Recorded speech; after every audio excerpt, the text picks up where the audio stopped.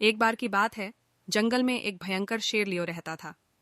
उसकी ताकत और दुर्जयता के बारे में दुनिया भर में चर्चा थी।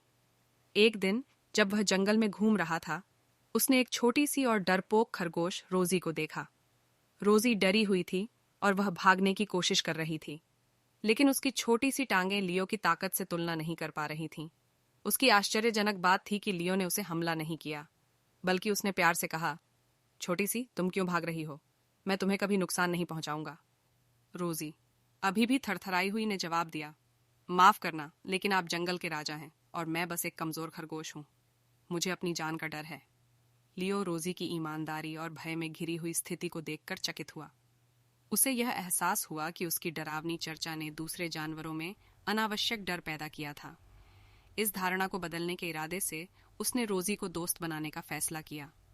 उस दिन से लियो और रोजी एक साथ समय बिताने लगे, कहानियां साझा करने लगे। रोजी ने लियो को समझाया कि दया और दयालुता का महत्व क्या होता है, जबकि लियो ने रोजी को जंगल के अन्य शिकारियों से बचाया। उनकी दोस्ती बढ़ती गई और जंगल के अन्य जानवर इस परिवर्तन को देखकर आश्चर्यचकित हुए।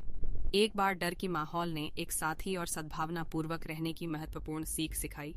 धीरे धीरे लियो का दिल कोमल हो गया और उसने यह समझ लिया कि सच्ची ताकत डर में नहीं, बल्कि समझदारी और सहानुभूति में है। शेर और खरगोश ने सबको यह दिखाया कि असली ताकत अजीब दोस्ती में छिपी होती है, जो डर और स्टीरियोटाइप्स को पराजित कर सकती है। और वैसे ही वे सब खुशी खुशी रहे और दुनिया को यह दिखाया कि जीवन में सबसे असंभव मित्रता भी सकारात्मक परिवर्तन और समरसता ला सकती है।